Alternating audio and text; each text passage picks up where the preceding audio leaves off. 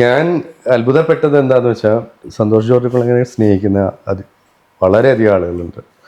ഗവൺമെൻറ്റുകളെ കുറ്റം പറയുമ്പോൾ കുഴപ്പമില്ല, രാജ്യത്തെ കുറ്റം പറയുമ്പോൾ കുഴപ്പമില്ല, മതത്തിനെതിരെ എന്തെങ്കിലും പറഞ്ഞാൽ അല്ല, ഞാൻ മതത്തിനെതിരെ അല്ല പറയുന്നത്. അല്ല, ഞാൻ മതം പറയുന്നത് വ്യവസ്ഥ. ആ മതങ്ങളോ അല്ലെങ്കിൽ ഏത് പ്രസ്ഥാനങ്ങളോ ആ, എങ്ങനെയാണ് റിഫൈൻഡ് ആവേണ്ടത് എന്നാണ് ഞാൻ ഈ പറയുന്നത്. ഇപ്പം നമുക്ക് ഇപ്പം നിങ്ങൾ ഈ ശാസ്ത്രത്തിലും ഇവിടുത്തെ സിസ്റ്റത്തിലും ഡെമോക്രസിയിലും ഇത് തരുന്ന സൗകര്യങ്ങളിലും എല്ലാം വിശ്വസിക്കുക, അതിൽ അഭിരമിക്കുക, അതും ഉപയോഗപ്പെടുത്തുകയും ചെയ്യുകയും അതിലൊന്നും ബന്ധമില്ലാത്ത ഒരു സാധനമാണ് നിങ്ങൾ ഉറച്ച് വിശ്വസിക്കുകയും ചെയ്യുന്നത് എന്നുള്ള ഒരു കുഴപ്പം ചിലടത്ത് വരും.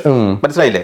ഉദാഹരണത്തിന് ഈക്വാലിറ്റി, ഇങ്ങനെയൊക്കെയുള്ള നിരവധി കാര്യങ്ങളാണ് ഇന്നത്തെ ആധുനിക സമൂഹം മനുഷ്യന് തരുന്നത്, അല്ലെ? ആ ഈക്വാലിറ്റിക്കെതിരായി മതം പറഞ്ഞാൽ പോലും നമ്മൾ അത് വിശ്വസിക്കേണ്ട കാര്യമില്ലെന്നാണ് ഞാൻ വിശ്വസിക്കുന്നത്. കാരണം ഈക്വാലിറ്റി എന്ന് പറയുന്ന ഒരു റൈറ്റാ, അല്ലെ? തുല്യത. അത് ദരിദ്രനോ സമ്പന്നനോ പണ്ഡിതനോ പാമരനോ പുരുഷനോ സ്ത്രീയോ ആരുമാകട്ടെ, അവരുടെ സെലക്ഷൻ അല്ല ഇങ്ങനെയാണ് ജനിക്കേണ്ടത് എന്നുണ്ടെങ്കിൽ നിങ്ങൾക്ക് എങ്ങനെ അതിന്റെ കാരണത്താൽ അവൻ ഇൻഫീരിയർ ആണെന്ന് പറയാൻ പറ്റും? ഞാനൊരു മതത്തിൽപ്പെട്ട ഒരു കുടുംബത്തിൽ ജനിച്ചത് കൊണ്ട് അതിൽ എൻ്റെ ഒരു തീരുമാനമാണോ? എനിക്ക് എന്തെങ്കിലും റോൾ ഉണ്ടോ അതിനകത്ത്?